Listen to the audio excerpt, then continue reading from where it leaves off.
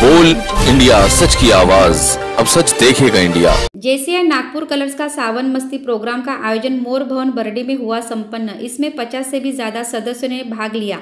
महिलाएं हरे रंग के पारंपरिक परिधानों में सजी थी। स्वागत समारोह से प्रोग्राम की शुरुआत हुई। श्वेता शुक्ला, निधि धवन और गीता गर्ग ने हल्दी कुमकुम माली धागा मांग टीका देकर सदस्यों का स्वागत किया। वैशाली पाटिल ने बहुत ही शानदार तरीके से तंबोतला का आयोजन किया। सदस्यों ने उसका काफी आनंद लिया। सेल्फी कॉर्नर की जिम्मेदारी संभाली नेहा मिश्रा ने। स्नैक की जिम्मेदारी संभाली सुनीता सोनू ने। प्रणोती सुम्बा और वंदना कोहल ने। मंच की जिम्मेदारी प्रेसिडेंट कैटेगरी में और सुचिता अग्रवाल जी का चुनाव हुआ। की जिम्मेदारी रंजना भारती ने संभाली। अग्रवाल रैंप वॉक को जज करने के लिए जय खात्री का चुनाव हुआ। पिंकी अग्रवाल रेस का खिताब जीता। महक Budhwani best ramp walk category में किताब जीता। रूपाली नील और मनीषा तमस्कर वैशाली झवेरी बेस्ट मेहंदी में अव्वल रही और सावन क्वीन बनी अश्विनी चौधरी। जेसीआई नागपुर कलर्स इस तरह के आयोजन करता रहता है, जैसा कि जेसीआई नागपुर कलर्स की अध्यक्ष आरती मित्तल, जिन्होंने बड़े ही सुंदर ढंग से इस पूरे इवेंट का आयोजन किया और बताया कि जेसीआई नागपुर कलर्स की हर सदस्य ने अपना पूरा सहयोग दिया। बोल इंडिया न्यूज़ के लिए नागपुर से वासुदेव पोटभरे की रिपोर्ट। सबसे पहले तो अपना इंट्रो दीजिए और जेसीआई कलर्स नागपुर में जिस तरीके से सावन के वो अवसर पर ये महीना काफ़ी पवित्र माना जाता है और खासतौर पर महिलाओं की बात करें और जैसा खूबसूरती का नज़ारा यहाँ पे दिख रहा है, रंग बिरंगे सब अलग अलग चित्र नज़र आ रहे हैं, क्या कहना चाहेंगे इस पर? सबसे पहले तो आप सबको नमस्ते और तीज और सावन की बहुत बहुत शुभकामनाएं। मैं JC Aarti Mittal, president JCI Nagpur colours से। आज हमने यहाँ पे सावन का प्रोग्राम ऑर्गेनाइज़ किया है, जैसे कि आप देख सकते हैं। और हम जेसीआई जो है वो एक इतना बड़ा ऑर्गेनाइजेशन है जो इंडिया और international all over the world फैला हुआ है। बेसिकली हम लोग इसमें 5 एरियाज़ में काम करते हैं: management, training, business, international and community.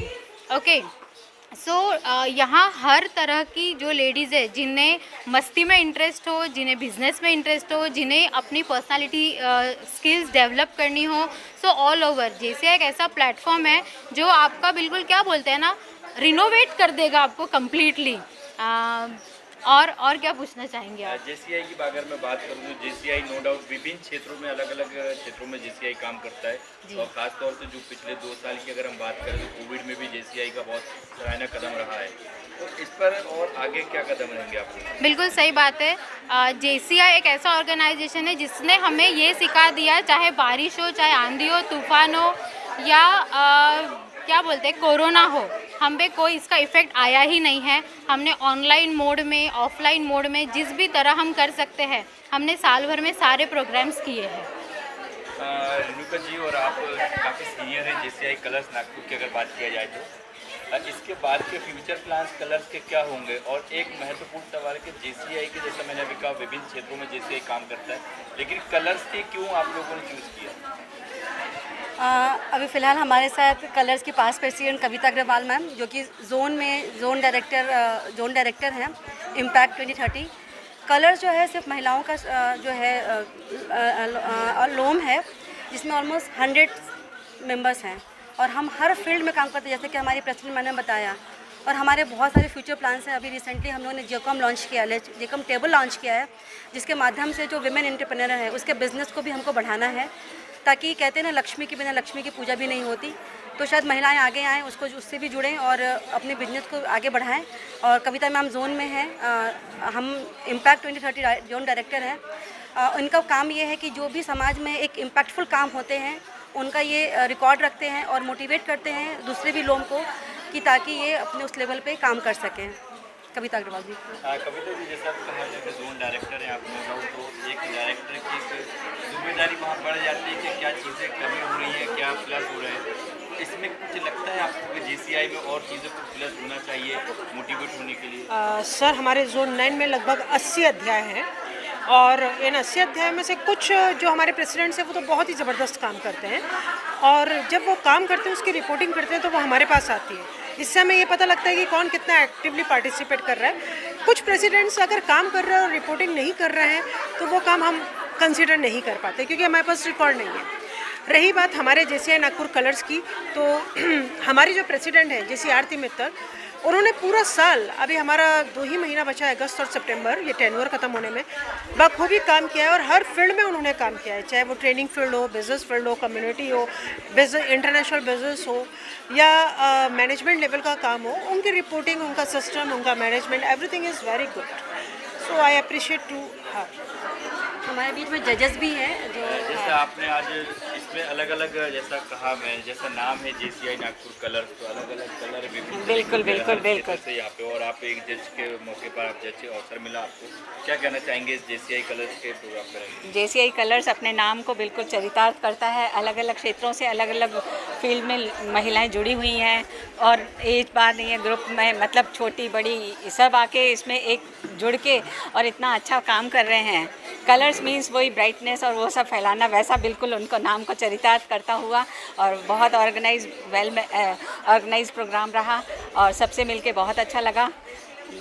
बस मैं इतना ही कहना चाहूँगी। ये मैम भी आज हमारी काफ़ी टफ होता है, आप जज में थे, आप काफ़ी टफ, और आपने कहा कि नो डाउट फैसला लेना, पता नहीं कब किसको क्या बात बुरी लगे।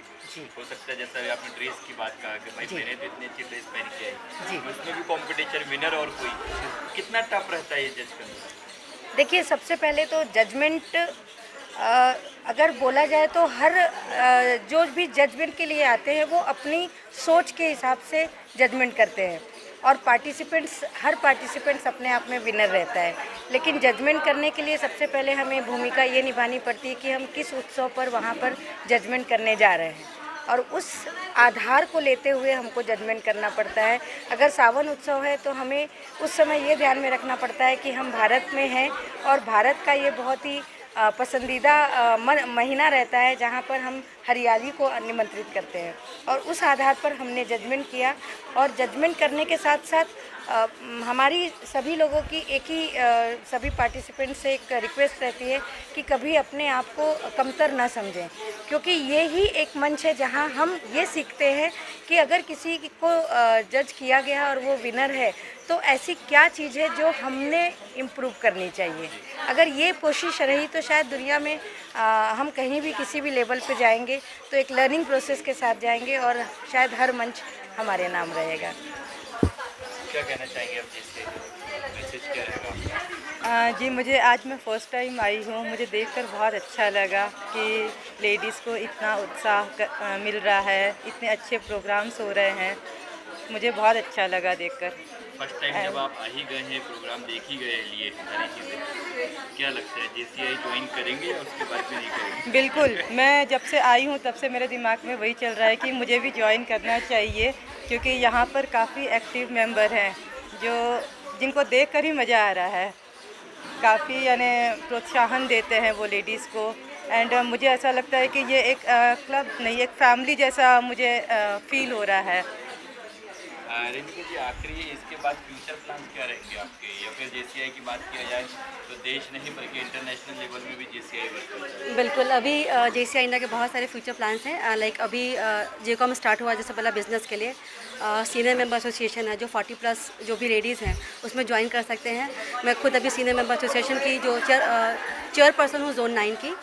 एंड हमारी कोशिश यही रहेगी कि मैक्सिमम से मैक्सिमम लोग जो है जो पहले जुड़ नहीं पाते थे एज बैरियर की वजह से, अब वो जुड़ेंगे और साथ में बिजनेस भी बढ़ाएंगे। एक आफ्टर एज के बाद वो भी कुछ सीख सकते हैं, कर सकते हैं, सीखना तो नहीं बोल सकते, लाइफ को एंजॉय कर सकते हैं। लर्निंग तो 40 तक काफ़ी हो जाती है और साथ ही साथ मैक्सिमम मेंबर को हम और चाहें तो इसमें इंडक्ट करेंगे।